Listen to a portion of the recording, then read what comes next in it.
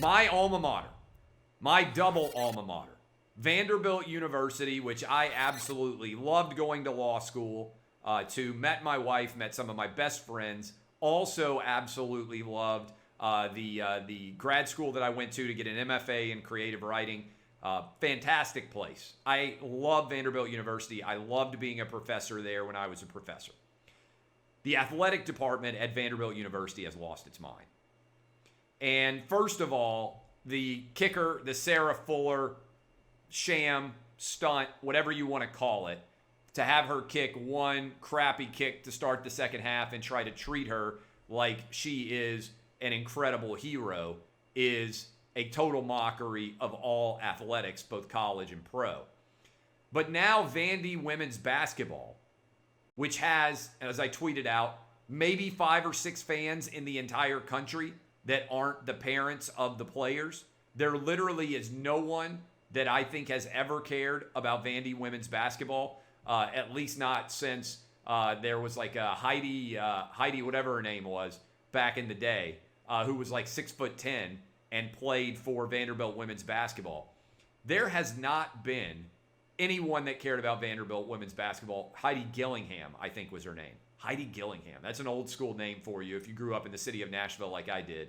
Back in the 90s, I think it was, Vandy had a 6'10" woman, and they were pretty good at basketball. Since Heidi Gillingham, nobody has cared about Vanderbilt athletics.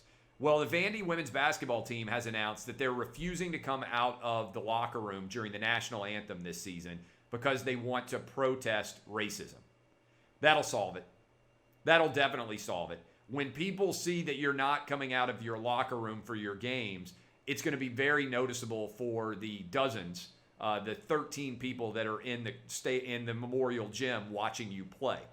But this, I thought Jason Whitlock had a good column today talking about how we've moved from trying to win in athletics to trying to get attention in athletics. And social media has accelerated that demise. And I think it's a smart perspective and an interesting argument because nobody cares about Vanderbilt women's basketball. The only way that people even care about them is if they do something like this, which is designed to be a major stunt, but it doesn't actually have any tangible result attached to it. And so all of these shams happening like they are at Vanderbilt are, I think, evidence of an athletic department under woke siege where they are focused entirely on shams and on stunts and on ridiculous, absurd actions as opposed to what an athletic department should be focused on, which is winning games. And so I think the whole thing is a joke. I'm disappointed that Vanderbilt Athletics has gone in this route as a double alum.